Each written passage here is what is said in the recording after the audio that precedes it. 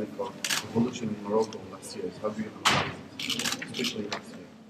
I think all of us are respectful of the great Constitution and the fact that the Constitution is very clear that all different parts of society, all different groups participate in their own governance. And it's when the United States first wrote its first Constitution, the Articles of Confederation, there were a lot of bumps on the road. So we know there'll be a lot of bumps on the road as there were with any Constitution. But it's certainly a Constitution that I've looked at and admired. I think what's very important is that there was really a sense of listening to what was going on in the region, in Morocco itself, and a way of getting ahead of, in many ways, a real response to the desire of people to have a greater role. And Kim Mohammed has really, and his people have responded to that in a very interesting and positive way. But this is a long story, as Mr. Isaacson has said. I think one of the issues generally is people want instant results. And democracy is not an event, it's a process. And it takes a while, and it requires the participation of everybody. And we're all looking forward very much to watching how this evolves. Let me, if I may, just on some background rules here.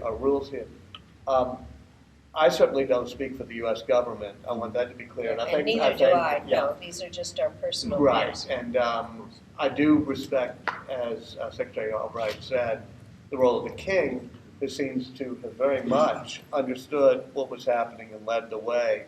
But when I heard her say that, I wanted to make clear that she's not speaking for the State Department, and certainly I'm.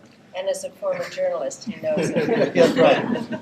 I'm barely speaking for myself, much less the State Department. Right. Thank you. Mrs. Albright, you are head of a global business consulting and strategy firm. You are in global finance in the world, and Morocco wants to be international financial actor. Do you have any investment opportunities in Morocco? Well, I can't speak to specific ones, but I do think that generally what investors look for is obviously opportunities that are specific to a country, where a huge difference can be made. Also to what the legal climate is. I think that people want to see some regularity and a way of not having arbitrary decisions. But I'm not going to speak to any specific.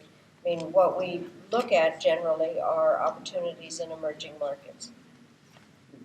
Certainly in Morocco right now, with the issue of food security being so high, the question of fertilizers in the future, and even international and North African cooperation in the field of fertilizers would be interesting, I think. Now in the North Africa, Islamic parties are in the governments. What are your opinion about the rise of the Islamist parties in North Africa? Well, let me just say, North African countries are Islamic countries. It is likely that the people that get elected are Muslims. And I think that it depends on what the program of the party is. I think to participate in a democratic system, parties and players have to give up violence as any form of operating. They have to obey by the rules. One of the great things about democracies is not just the elections, but the existence of a number of different parties, opposition parties, giving people the choice. So I speak, again, for myself. I am not, there are parties of a variety of kinds in different countries, some religiously based, some not. But just saying Islamic parties does not make them unacceptable. It depends on what the programs are and whether there is democratic competition, transparent, open, and a decision not to use violence. That is what was part of the problem in the United States with Hamas. And so those are the issues that are the problem. What are the methods? What are the tools that the parties use? I want to bring it back to today's event. How can initiatives like NAPEO contribute to solve or help to solve unemployment issues in North African countries, in your point of view? And is there any connection between NAPEO and Atlantic Bridge Initiative and maybe Millennium Challenge?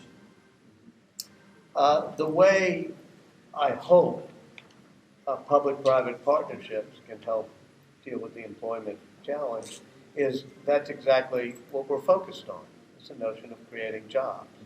This is done by helping to nurture private sector, small and medium-sized enterprises, which we talked about.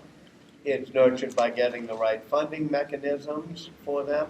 It's also nurtured by working with NGOs and other foundations and educational institutions to increase educational opportunity, youth opportunity. Governments can't do everything, and certainly in an era of constrained resources, especially in Europe, the United States, you have to involve, I think, the private sector, corporations, as well as the non-governmental sectors to say, what can we do to help create opportunities? Working with many things, OPIC, Millennium Challenge Corporation, and as the people who are the staff of Partners for a New Beginning and NAPEO can tell you, there's many, many, many organizations, walls filled with them, that are our partners in doing these things. Just a question about Islamist parties. I want to ask you what the role that U.S. can play in this context. Well, I'm going to speak. I'm chairman of the board of the National Democratic Institute, which is part of the Endowment for Democracy. And I can tell you what NDI does, which is not to favor any one party.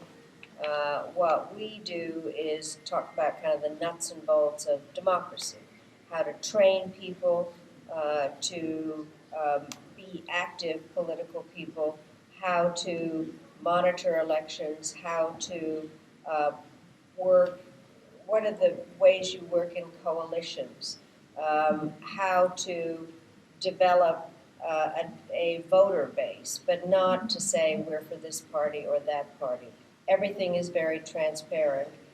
And America, I can just talk about NDI, is we do not necessarily think that the American democratic experience is the only one. So one of the things that we have done throughout the Arab Awakening is basically to have partners from other countries. So we first started working in the 80s in Chile. So there were Chileans who came, where some went to Tunisia, some went to Egypt to talk about what the experience was, or people that had been involved in changes in Central and Eastern Europe. So it is a compilation of best democratic practices, but not favoring any one party, and going back to what I said earlier, making clear that there is no room for violence in this, or methods where there is a decision that to beat people up or to use violent methods of any kind, or threats. There is no place for that. But it requires the necessity to understand what we're doing, not trying to subvert or do anything like that, but to work openly in order to train people in democratic methods, as I said, not just American.